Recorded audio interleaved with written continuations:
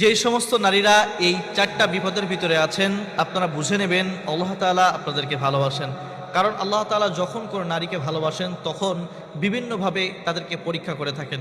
আর যখন এই চারটা কোয়ালিটি বা চারটা বিপদ আপনার ভিতরে থাকবে, আপনি বুঝে নেবেন আল্লাহ তাআলা আপনাদেরকেও ভালোবাসেন। সেই সময়কার আগের যুগে যে সমস্ত মহিয়সী নারীরা, তারা যখন এই চারটা বিপদের ভিতরে পড়েছে, আর এই যুগে যেই সমস্ত নারীরা এই চারটা বিপদের ভিতরে থাকবে, তখন আপনি বুঝে নেবেন যে আল্লাহ তাআলা আপনাকেও ভালোবাসেন। কোন চারটা বিপদ? এক নম্বরে, মানুষ আপনাকে বেশি অবহেলা করবে। আমাদের ভিতরে অনেক মানুষ রয়েছে, দেখবেন তাদের যে শ্বশুরবাড়ির লোকজন রয়েছে তারা অনেক নারীকে অবহেলা করে, বাপের বাড়ির লোকজন অবহেলা করে। সে চিন্তা করে যে আমি বাপের বাড়িও সুখ পেলাম না, শ্বশুরবাড়ি এসেও সুখ পাচ্ছি না, তাহলে হয়তো আল্লাহ তাআলা আমাকে ভালোবাসে না।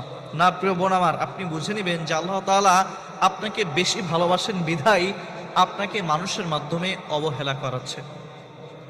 দুই নম্বরে, আপনাকে যেই কাজ আপনি করেন নাই এরকম কাজের অপবাদ আপনাকে দেওয়া হবে। যখন আপনি মিথ্যা অপবাদ পাবেন, আপনি বুঝে নেবেন যে আল্লাহ তাআলা আপনাকে ভালোবাসে। কারণ আম্মা জানা আয়েশা রাদিয়াল্লাহু তাআলা আনহাকেও অপবাদ দেওয়া হয়েছিল, যখন তিনি কিছুই করেন নাই, তারপরেও যখন তাকে অপবাদ দেওয়া হয়েছিল, আল্লাহ তাআলা পরবর্তীতে আয়াত নাজিল করে তিনি যে কোনো অপরাধ করেন নাই, তিনি পবিত্র, এটা ঘোষণা করে দিয়েছিলেন। একবার নবী করিম সাল্লাল্লাহু আলাইহি ওয়াসাল্লাম যুদ্ধ থেকে বাড়ির ভিতরে ফিরছিলেন। যখন তিনি আগমন করছিলেন, প্রতিমধ্যে একটা জায়গায় তিনি রেস্ট নেওয়ার জন্য তাঁবু গাড়লেন।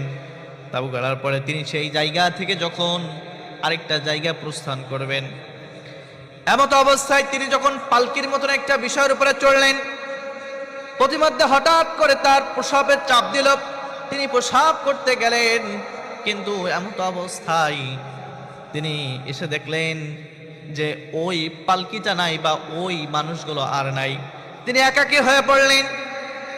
কারণ আম্মা জান আয়েশা একটু গঠনটা তার একটু চিকন চাকান ছিল, একটু হালকা ধরনের ছিল, এই জন্যই ওই পালকির ভিতরে তিনি যে আছেন বা নাই ওই মানুষগুলো বুঝেন নাই। তারা ওই অবস্থায় চলে গেলেন।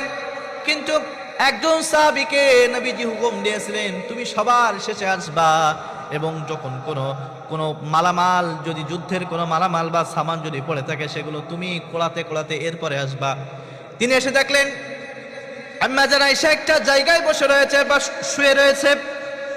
তিনি তার চেহারা দেখে এরপরে চিনতে পারলেন, কারণ আগে যখন পর্দার আয়াত নাজিল হয় নাই, এমত অবস্থায় তিনি আম্মা জানের চেহারা দেখেছিলেন। একটু দেখে পর তিনি বুঝতে পারলেন যে হয়তো কোনো বিপদ হয়েছে। তিনি আর কথা না বলে আম্মা জান আয়েশাকে নিয়ে তিনি চলে গেলেন। যাওয়ার পরে মুনাফিক যারা ছিল তারা বলাবলি করতে লাগলো, হয়তো এর সাথে অবৈধ কোনো সম্পর্ক রয়েছে, নাউজুবিল্লাহ। তার কারণে হয়তো সে দেরিতে এসেছে। নবীজির কানেও এই খবরটা চলে গেল। যাওয়ার পরে নবীজিও বেশ মনক্ষুণ্ণ করলেন। একটা পর্যায়ে সাহাবীদের কথা শুনে নবীজি তাকে বাপের বাড়ি পাঠিয়ে দিলেন। কিন্তু তিনি যখন জানতে পারলেন, ওইখান থেকে আসার পর আম্মা জান আয়েশা একটু অসুস্থ অবস্থায় ছিলেন, তিনি যখন জানতে পারলেন আমার উপরে এমন একটা অপবাদ এসেছে, তিনি আল্লাহর উপরে তাওয়াক্কুল করলেন আর ধৈর্য ধারণ করলেন।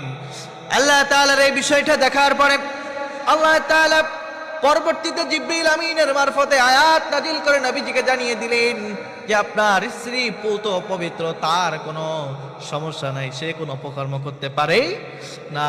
এই জন্য তিনি যখন এই আয়াতটা নাজিল হলেন, সাথে সাথে আম্মা জান আয়েশাকে আবার তিনি পুনরায় নিয়ে আসলেন। এজন্য আপনার যদি কেউ মিথ্যা অপবাদ দেয়, আপনি হতাশ হবেন না, কারণ আম্মা জান আয়েশাকেও মুনাফিকরা মিথ্যা অপবাদ দিয়েছিল।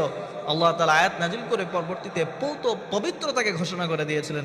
এজন্য আল্লাহ তাআলা যাকে ভালোবাসেন তাকে বিপদের সম্মুখীন করেন। মানুষ এক নম্বরে তাকে অবহেলা করবে, দুই নম্বরে মানুষ তাকে মিথ্যা অপবাদ দিবে, তিন নম্বরে বেশি বেশি ঘন ঘন অসুস্থতার ভিতরে ফেলাবে। অনেক মহিলা অসুস্থ থাকার কারণে হয়তো বলে ফেলে যে আল্লাহ তাআলা হয়তো আমাকে ভালোবাসেন না, এজন্য বারবার আমাকে অসুস্থতার ভেতরে ফেলাচ্ছে। আর হয়তো কেউকে দেখে না, আমাকে শুধুমাত্র দেখে, অসুস্থতাকে শুধু আমাকেই দেওয়া লাগে, এরকম কথা অনেকে বলে ফেলে অসুস্থতার কারণে।